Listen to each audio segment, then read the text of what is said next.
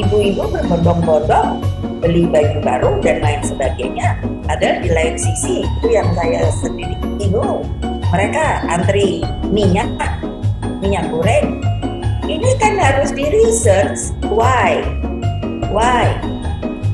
Apakah benar kita jatuh ke alam apa namanya?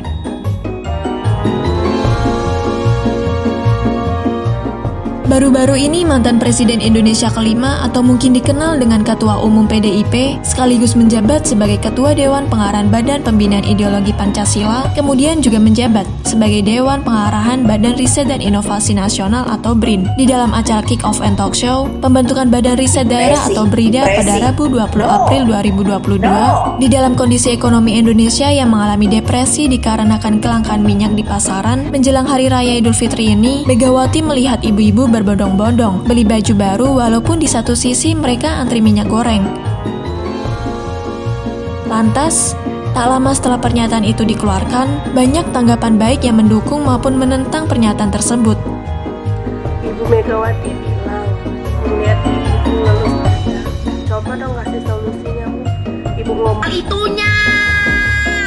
Selek gue sama emak-emak yang tidak berguna itu. Mulutnya nyinyirnya luar biasa. Terlepas dari kontroversi di dalamnya, membeli baju baru saat lebaran tak lepas dari budaya masyarakat Indonesia itu sendiri.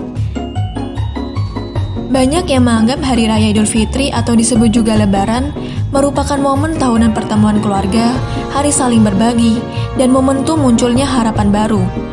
Pakaian baru adalah simbol semangat baru dan kesucian. Nyaris tidak ada keluarga yang tidak merasa perlu untuk membeli pakaian baru. Sudah menjadi pemandangan biasa saat menjelang Lebaran kalau orang-orang akan berbondong-bondong memburu baju baru. Tetapi sebelum membahas lebih jauh, budaya membeli pakaian baru menjelang Idul Fitri di Indonesia telah ada cukup lama, bahkan sebelum kemerdekaan. Hal ini juga dibuktikan di dalam tulisan yang ditulis seorang penasihat urusan pribumi untuk pemerintah kolonial, yaitu Snoek Horgronje pada awal abad ke-20. Tulisan tersebut mengatakan, di mana-mana perayaan pesta ini disertai hidangan makanan khusus, saling bertandang yang dilakukan oleh kaum kerabat dan kenalan, pembelian pakaian baru, serta berbagi hiburan yang menggembirakan. Kebiasaan membeli pakaian baru menjelang Lebaran pada masa itu juga tak luput dari kritik oleh pejabat kolonial, yaitu Steinmetz dan De Wolf. Mereka menyebutkan pembelian baju baru dalam hal ini termasuk tradisi-tradisi lain untuk menyambut Lebaran sebagai sumber bencana ekonomi. Pernyataan dua pejabat kolonial Belanda tersebut bukan tanpa alasan. Dikarenakan para bupati dan pamong praja Bumi Putra ikut membeli baju baru Lebaran, tetapi menggunakan dana pemerintah untuk membelinya. Menurutnya, bupati dan kepala wilayah tersebut biasanya melengkapi penampilan mereka dengan pakaian pribumi berupa kain ketat atau pantolan benang emas, dengan sepatu bot dan taji untuk sepatu sesuai dengan gaya Eropa. Berbeda halnya dengan rakyat jelata, yang hanya mempunyai sedikit pilihan dalam membeli pakaian baru. Pakaian mereka biasanya campuran mode setempat dengan gaya Muslim di India dan Arab.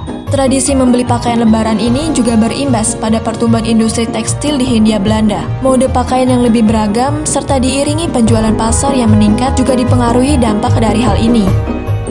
Mengingat pakaian hari raya adalah pakaian yang digunakan pada hari-hari tertentu, kemana baju-baju sebanyak itu pergi setelah Lebaran? Apa hanya teronggok di lemari? Digunakan sekali seminggu atau beribadah, disumbangkan atau dijual kembali? Fashion berkontribusi pada percepatan laju konsumsi, karena fashion mewakili pembeda status sosial, mobilitas, dan identitas dalam masyarakat. Ia berperan utama dalam pengambilan keputusan konsumen. Selain itu, mode dalam fashion juga memungkinkan seseorang untuk menandai identitasnya. Pada zaman dahulu, orang-orang hanya memiliki beberapa helai pakaian. Jika pakaian itu rusak, maka bisa dijahit dan diperbaiki. Setelahnya, pakaian bisa diwariskan ke anak-anak atau sanak saudara yang lebih muda. Meski ada pakaian tertentu untuk acara tertentu pula, kebiasaan orang membeli pakaian baru tidak seintens dan semasif sekarang. Namun, saat ini pakaian bukan lagi hanya kebutuhan primer. Banyak orang membeli pakaian baru untuk kebutuhan aktualisasi diri. Selain simbol keagamaan, orang-orang membeli pakaian baru agar terlihat modis, menegaskan citra diri, dan menunjukkan kemampuan daya beli. Citra pakaian baru dalam status sosial membuat pakaian lama, apalagi bekas, tidak lagi menjadi pilihan utama dalam belanja baju lebaran. Meningkatnya daya beli masyarakat juga berpengaruh terhadap pilihan mereka untuk membeli baju baru dibanding baju bekas.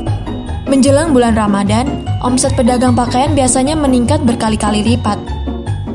Industri mode mendorong kita untuk terus membeli pakaian baru. Melalui faktor outlet, mereka menawarkan kita pakaian baru yang lebih murah dari pakaian bekas. Orang-orang bisa dengan mudah untuk mengikuti tren mode terbaru dengan mudah dan murah. Dulu, wajar sekali untuk menggunakan pakaian bekas. Tapi, saat semua orang membeli pakaian baru, kemana pakaian bekas pergi? Secara global, sekitar 85% dari limbah ini pergi ke tempat pembuangan sampah, di mana ia menempati sekitar 5% dari ruang TPA dan jumlahnya terus bertambah. Di Australia saja, setiap tahun lebih dari 500 ton tekstil dan kulit berakhir di tempat pembuangan sampah. Semakin banyak pakaian murah dan pakaian berkualitas rendah, berarti kita membeli dan membuang lebih banyak pakaian baru dari sebelumnya. Fast fashion membuat pakaian yang kita gunakan cepat tertinggal zaman hanya dalam hitungan minggu. Dengan cara ini, ada jumlah tak terbatas dari limbah yang bisa diciptakan. Padahal, saat ini saja pakaian berkontribusi terhadap 0,5 juta ton polusi serat mikro ke lautan yang setara dengan 50 miliar botol plastik. Selama beberapa dekade berakhir, baju lebaran yang merupakan kombinasi dari produk musiman telah meningkat. Padahal, peningkatan konsumsi secara keseluruhan tidaklah berkelanjutan untuk lingkungan hidup dalam jangka panjang. Konsumsi pakaian dan tekstil yang berlebihan tidak saja berdampak buruk pada lingkungan manusia, tetapi juga pada keberlangsungan hidup manusia itu sendiri. Sehingga bisa dikatakan, budaya membeli pakaian saat momentum Idul Fitri juga bukan merupakan hal yang salah. Bagi beberapa orang, membeli baju lebaran merupakan momentum sekali setahun untuk membeli pakaian dalam merayakan perayaan Idul Fitri. Tetapi, ada baiknya kita bijak dalam menanggapi budaya membeli baju baru di saat lebaran, dengan membeli secukupnya dan mengingat kembali esensi di Idul Fitri yang sebenarnya.